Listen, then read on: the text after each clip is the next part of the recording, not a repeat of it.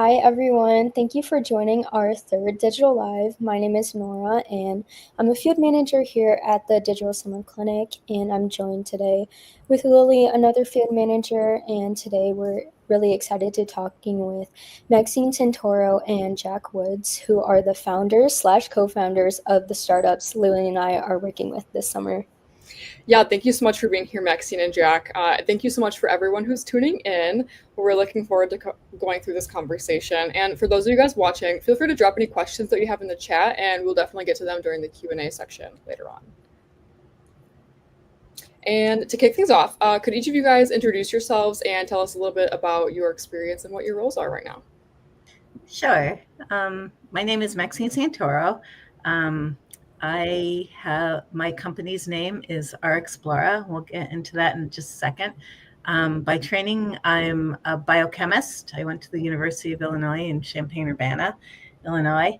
And then eventually I went to work at Pfizer in Ann Arbor doing early stage drug discovery. So what does that mean? It's the very, very first stages of how a new medicine is found, including identifying good drug targets for a new medicine, i.e. what part of a disease could we isolate and make a medicine for. It was a really fun career. I enjoyed it thoroughly. And then after Pfizer, I went into business development, working for companies that supplied tools for researchers doing early stage drug discovery. So what is RxPlora? As you would guess, I'm still in drug discovery. It's my love, and it's like a big puzzle. I really enjoy doing it. But RxPlora is a research tool that makes early stage drug discovery faster and less expensive. So it used to be at Pfizer, it was a room full of 50 people, all with differing expertises, and large pharma, lots of, resources, right? And then eventually these 50 people would come together in a team sort of approach and identify new chemical matter to make new drugs.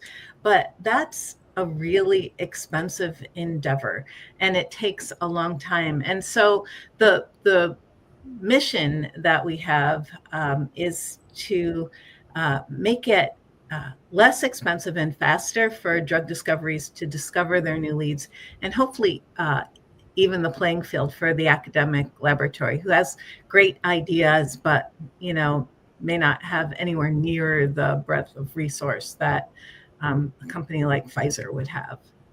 So that's basically. Awesome. Thank you so much for sharing. Jack, how about you? Awesome. Well, thank you. Thank you for having us. Great to be here. My name's Jack Woods. My background is primarily in electrical engineering, little bits of other engineering disciplines tossed in. I am 3/4 of the way through an electrical engineering degree from the University of Michigan, and I am the co-founder and CEO of Wave RF, which we'll get into more later. But we make radios, basically. Cool.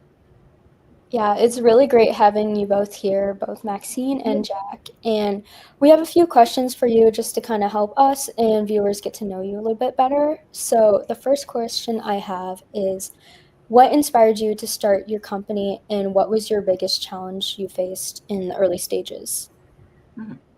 Okay. So it's kind of an inspirational story to me. I actually retired. I always wanted to start a company, but sort of never could find my way into not needing a paycheck to raise my kids. And so I was speaking to my husband, who works at the University of Michigan in a science lab. So we do very similar things for a living. And he asked me to meet with his coworker, Renju Jacob. And he said, Renju's developed a tool for drug discovery. He said, you'll like it. And so he kind of took me through the tool, that sort of the base tool that he had developed. And I was like, just like in shock because it did everything that I wished I had at Pfizer. When I had access to so many amazing tools, but this was like better. And so one thing led to another. I met with Renju before you knew it. Like I was so excited about RxPlora that I just had to hop on board. And so I did.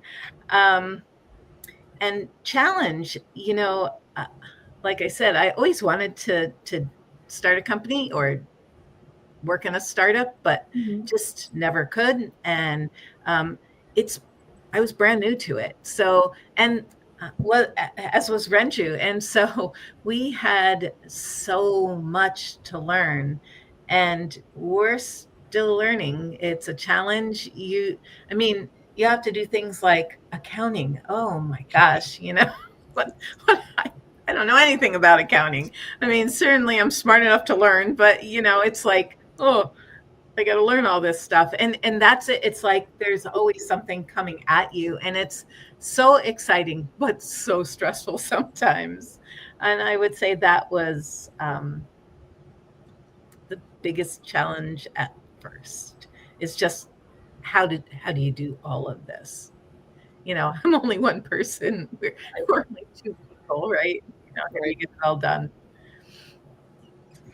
Yeah, understandable. What inspired you to start your company, Jack, and what was the challenge? So I never planned to start a company. I didn't think that was in the cards. And then my first year here at Michigan, I took a required engineering class that everybody has to take, and one of my TAs for it was this really, really bright guy named Eric, and we just kind of clicked very quickly. Similar interests, similar ways of working, and then the summer after my first year, him and I wound up doing a research project for the university, developing high altitude weather balloon tracking and communication systems. So these were radios going up to the edge of space, designed to transmit with basically zero power to maximize their battery life. And we had a ton of fun, and it was kind of our first sort of trial by fire in radio design. I was actually studying aerospace engineering, so I was planning on going to work on rockets and planes. But that's when we really got to know each other. And then that project wrapped up, and then we were sitting there talking like right when classes started. So that would have been like August of 23. And we're like, some of this technology we were using for weather balloons could absolutely be repurposed. This is underutilized. It's not new, but the technical barrier to entry to understanding it is so high that if we could make it easy to use and hide all the hard stuff, this could really do a lot. And the first thing we thought of being students at Michigan was football games. Going to football games at the Big House is obviously a rite of passage, but it's also kind of a logistical nightmare because cell service around the stadium is terrible. So if you lose your friends or your family, you're kind of just out of luck unless you have a predetermined plan. But even then, circumstances change, kind of a mess. So, Eric told me like, hey, what if we use this for football games? And I just lit up. I was like, that's perfect. And it kind of started with us just working on it for ourselves and our friends. We just wanted this because we wanted to use it. And that was the initial motivation. And then as we continued, we realized that there were additional commercial opportunities for something like this. And then, the rest was history. We incorporated like 6 months later. Something that was really hard early on, especially being a student, was managing everything. Just the balance of trying to, learn accounting and all the other business stuff while also trying to not fail all my classes. And I was also making electric race cars for the university at the time for like an engineering project team. So trying to balance my responsibilities there too. I was just like juggling all these different things. and that was a little chaotic early on. But yeah, like Maxine said, it's incredibly hard, but it is also the coolest and most fulfilling thing I've worked on.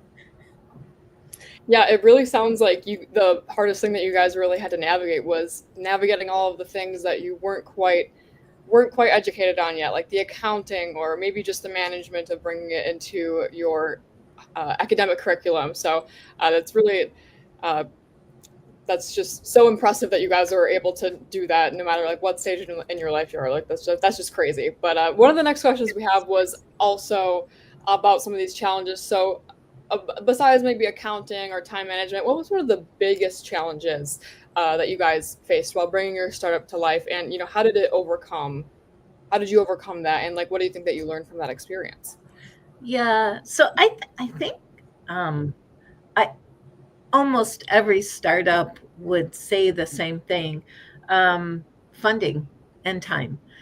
So how do you get the money to do the things that you need to do? And as well, how do you get the time to do all this stuff? There's so much to do. And overcoming it, we haven't overcome it. It's still our worst challenge where, and there's a lot of ways to get funding. And everybody has, certain thoughts about, how much funding they need and how much funding they actually want. And, we're trying to sort of bootstrap ourselves along. And so we're trying really hard not to get any dilutive funding from like investors and that kind of thing. We may in the future, but for right now, we're just working on. Michigan has a reasonable amount of funding available, which is really cool. The federally, there are grants you can get too. So there's quite a bit of money out there, but it's hard to apply for all this funding. And actually, that's a challenge too. Is figuring out what's available to you specifically, because they have all their qualifications, and they're all very different, not all the same. And so figuring out what's available to you, and then the application process isn't easy. And the hardest part I had with applying for grants is condensing what we do into a way that anyone who didn't do this could understand. And that was extremely hard. You don't even think about something like this until you do this. And so there's just so many things about starting up a business that I didn't even think about. I mean, I just didn't even think about it. It took so many drafts and, ChatGPT and, everything to try to, is this understandable to a layperson? No, this isn't, try this. Okay. Sure. So anyway, it's still our worst challenge. We're always writing, and we're always trying to get our message in a good reduced way so that everyone can understand what it is we're doing, so that we can define what we want. Yeah, it's actually really funny you mentioned money, Maxine, because when this question was asked, I started having this conversation in my head with myself of like, my immediate answer was money. And I'm really glad you said everyone's going to say money. And then I was like, okay, so my answer, everything Maxine said, and finding people, recruiting, and learning how to manage talent. That's been something that's been really hard. Seen a lot of growth there, not only from myself, but also from the rest of our team. But that's not easy early on. And then trying to balance that with having no money and trying to apply for all the grants and pitch investors. Yeah, like hats off to you guys. Like definitely like always learning something new. And also, I know both of you are managing a lot of other responsibilities other than your company. Like you said, Jack, you're a student, and Maxine, you're also a parent. And that like is just so amazing to me how you can balance that and also have such a productive company that is growing, and actually you're building your team through the digital summer clinic, which is really cool. The last question we had was, what qualities do you actually look for in interns or early team members, especially in this fast-paced startup environment? Yeah. So I'm a bit on the older side, and so I manage fair-sized teams of people at Pfizer and in other environments, and so I enjoy that. It's really fun to do. Um, the first thing I always look for, and I think it's a good leadership um, skill, is I look for people who complement what I have to offer to the world, right? So I don't need someone who can do biochemistry, but I certainly need someone who can do marketing. you know, Renju doesn't need anyone who can design code or design apps, but he certainly needs people who understand what happens when Microsoft Azure goes down, um, the, so people who have complementary skill sets. But the most important thing is attitude. I can teach someone almost anything, but I can't teach attitude. And so having someone who's willing to come in and work and be excited about what they're doing, be a good team player. I know that sounds so trite, but it's so true, because if you're not that way, it can really waste a lot of time and be very damaging. I've managed through those kinds of situations, and they're not fun. And no one really likes it. No one loves that. So self-starters, people who are willing to learn new things, someone who has initiative, and hats off to Nora Ullman, man. She's Hey. she is like, whew. um, and also people, this is kind of a peripheral, kind of a personality thing, but it's really nice to have people who are easygoing enough to laugh at themselves. I know that sounds weird, because we all make mistakes all the time. And just having someone who can let something roll off their shoulders, certainly don't stuff it inside. Bring it to the table, man. Absolutely. Have someone apologize and move on. Just move on. That was kind of a personal aside, but I've seen those kinds of situations be so discouraging to the entire team. So, I just think that's kind of a little tip that's, kind of good to keep in mind. Yeah, definitely. Well, if it's applicable to you and your company and the team that you want to build, it's certainly valid in that point. Yeah. So, Yep. Jack, how about you? What kind of things do you look for in interns or something like that? So, I think it's important to find people who fit with your culture.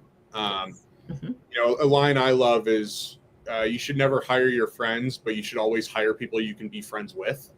Yeah. So finding people who not only complement your skills in a good way, but can also sort of fit in with how you work and just how you are as a person. I think that's very important. Definitely people who take initiative. Like we've established, there are so many different things that you have to be doing at once. You don't have time or energy to hold someone's hand through something. You need to just give them something and say, just trust that they can go out and do it, regardless of the challenges. So, finding driven people who are gifted in fields that you're not familiar with. Very important. Yeah, and I'm like really glad that we kind of touched on those soft skills too. I know a lot of people are really looking at resumes and looking at all those hard skills, but it really does boil down to initiative. And when we were like hiring for interns this summer, that was the biggest thing that we looked for because we know in startups it is such a small team, and one team member can really change the direction of everything. Mm-hmm. So we are now in our Q&A session, and we do have a couple questions. The first one is actually from Bud, and he asked, Jack is still finishing his degree. Would he advise the startup route for others in his shoes? Great question, Bud. Um,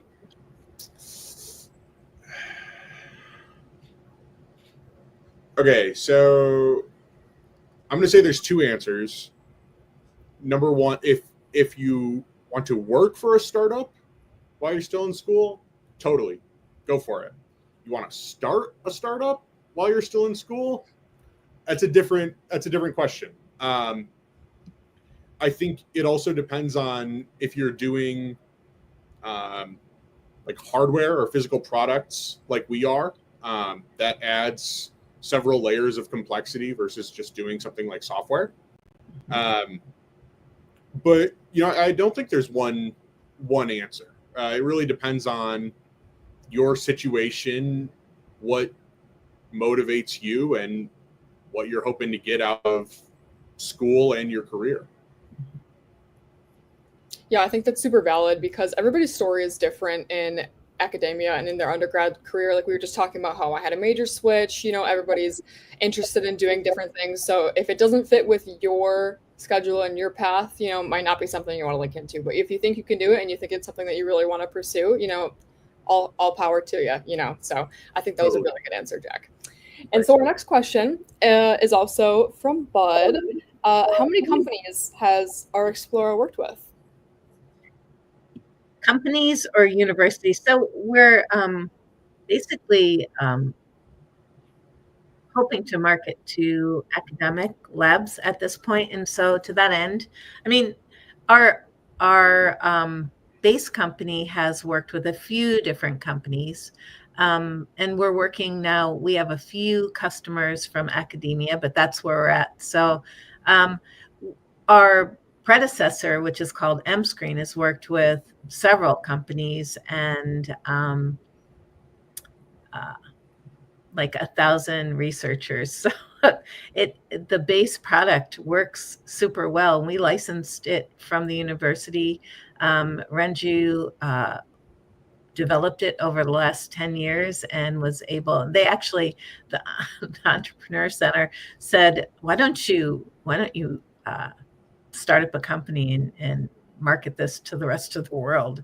We think it's a good product. It would be a good product. And so to that end, that's why Renju started up. He's like, well, he's got younger children, and so he still needs a paycheck. So he's like, okay, maybe I'll do this. But so the base product is a tried and true product. So does that answer your question?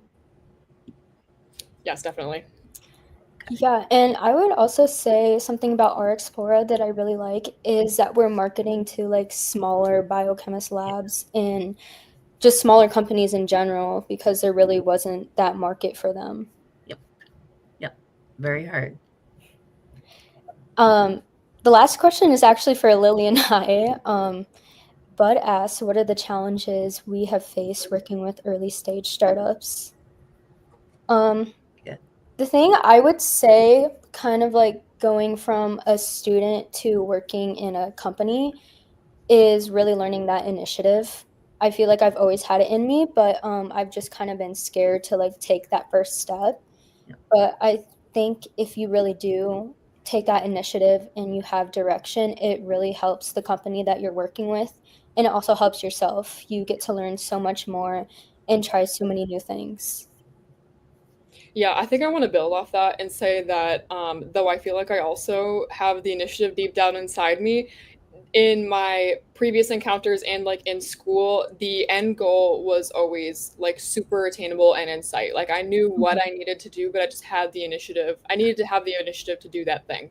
Now here working with Jack and Eric at Wave RF, I have to find that initiative for something that isn't necessarily structured and laid out right in front of me like it was for school. And so that plays into the next challenge was that even though it's such a great opportunity, I'm learning so much, it is relatively unstructured. And that's something that I struggled with. I struggled with the idea of it early on in the first couple days was, like, how am I supposed to make all of this out of basically nothing as far as structure wise, because it was just such an open ended. I have like pretty full reign of whatever I want to do. But now that, I've sit down and I've talked with Jack and I've talked with, my partner, talking about what we want to do, it's really easy when you have that communication just to be able to build that structure for yourself. And I think that that's going to be super applicable in my future endeavors. So it's a great learning experience, and these challenges are really turning into something really fun here. So that actually leans into just kind of a broader theme for all of our work. And that's just that there's no playbook for any of this. Like, roughly the steps to take, but when you get down to the nitty gritty, it's just a lot of snap decisions, snap judgments, and you're figuring it out as you go. Yeah, definitely. Take a lot of meetings, a lot of run-bys, a lot of, hey, do you like this? Do you not like this? That kind of thing. But I think I have lots of good hopes for my end of things, and I'm sure Nora feels the same way. Yeah, I was originally an entrepreneurship major, so I've always been interested in working with startups and supporting small businesses. And I love talking to founders / co-founders because I really find that the journey is never linear, and it's really cool to see where you got and where you think you're going. And it changes so much. I bet.